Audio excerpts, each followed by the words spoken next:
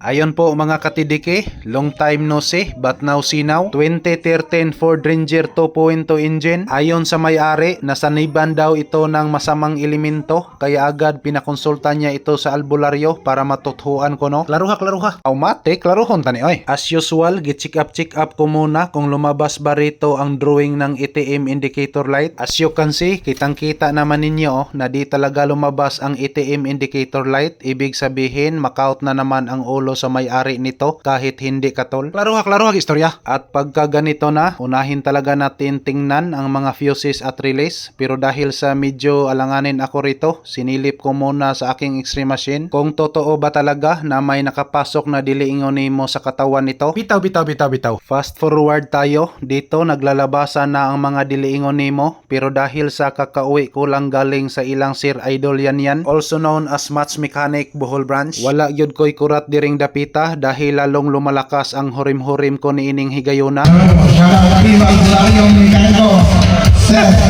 Salamat.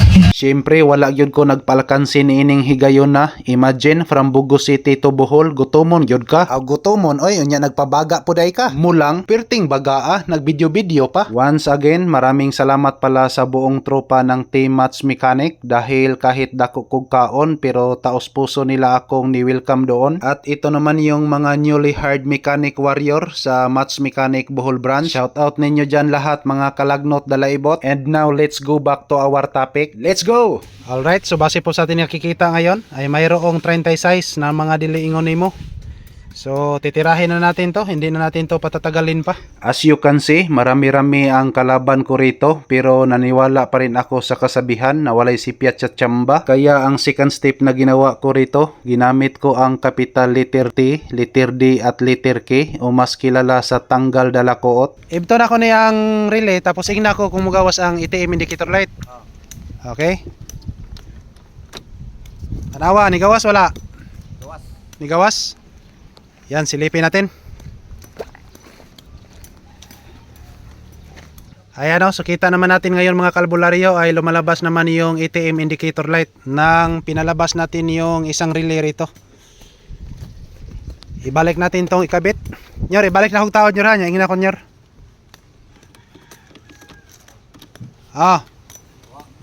Nawagtang? Tingnan natin.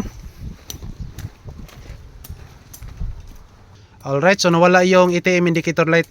I-off natin ang susi. Ignition on. So wala talaga. Sige nyor, ulitin natin nyor.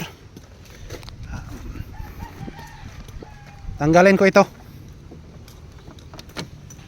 Tanggal na. Lumalabas o wala? Lumabas. Tingnan natin ulit.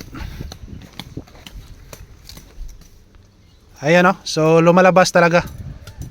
So ibig sabihin mayroon na namang mga engkanto na nanirahan rito. Okay, subukan mong pandarin ang makina.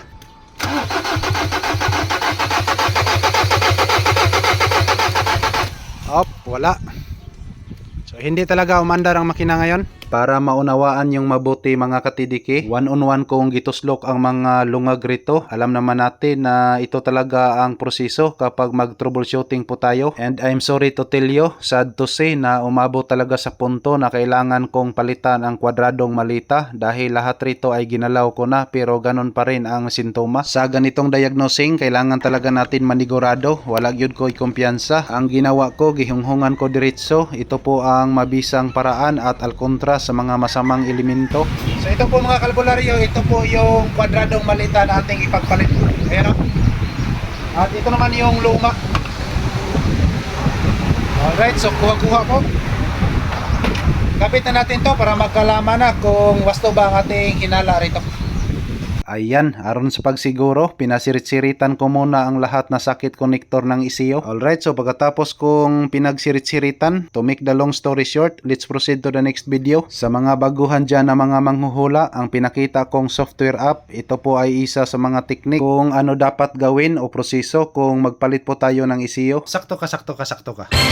Aron kumpleto ang halad ko rito, nagharang ako ng matamis-tamis na mangga na 3 kilo. Dito na rin magkalaman kung tatama ba talaga ang patsamba ko diring dapita. Orasyon, palumpayat, di ka makurat. Bori kingking, bori kongkong, bori kangkang. Halahayaang tikongkong tikangkang. Kay hinuton ko na imong piyang. Okay, start.